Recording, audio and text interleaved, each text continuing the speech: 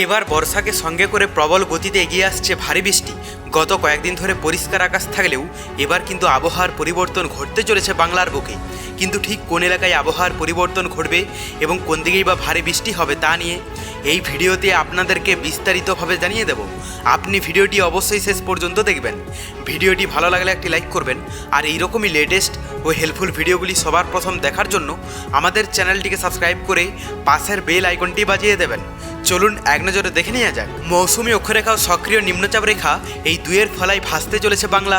তার সঙ্গে যোগ দিচ্ছে উত্তর পশ্চিম বঙ্গোপসাগরে সৃষ্ট নতুন ঘূর্ণাবর্ত, যা আগামী 2 দিনে নিম্নচাপে পরিণত হওয়ার সম্ভাবনা রয়েছে।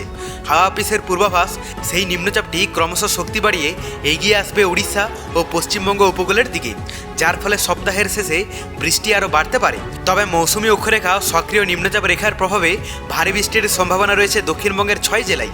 সেই জেলাগুলি হলো উত্তর 24 পরগনা, 2 বর্ধমান, মুর্শিদাবাদ, বীরভূম এবং নদিয়া।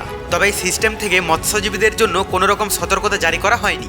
পাশাপাশি উত্তরবঙ্গেও আজ থেকে ভয়াবহ দুর্যোগের আশঙ্কা রয়েছে।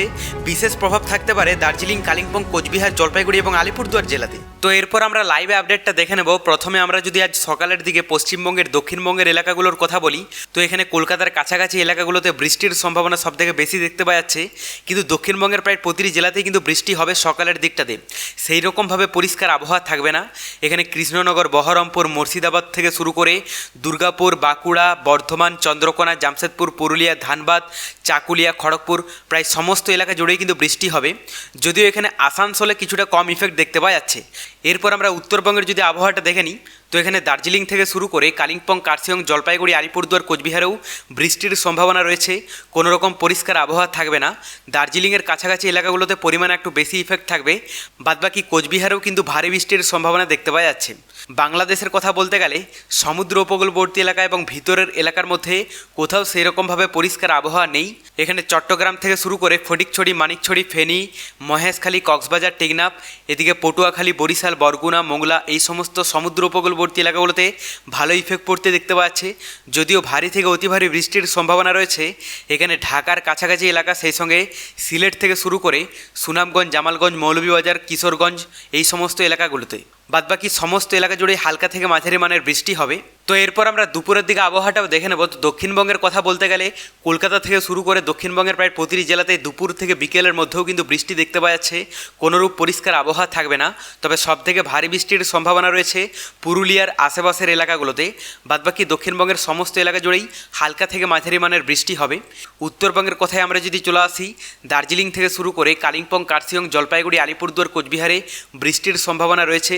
সকালের মতোই দুপুর বিকেলের দিকেও বৃষ্টি হবে, কোনোরূপ চেঞ্জেস নেই।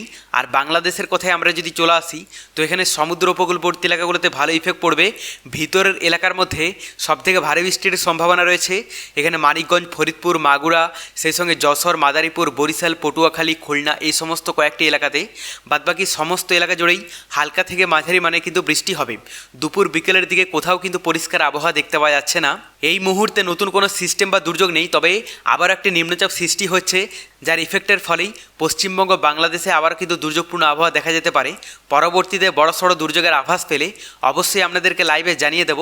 এরপর আমরা তাপমাত্রাটা দেখে নেব যে আজ বৃষ্টির ফলে তাপমাত্রায় কতটুকু চেঞ্জেস লক্ষ্য করা যেতে পারে।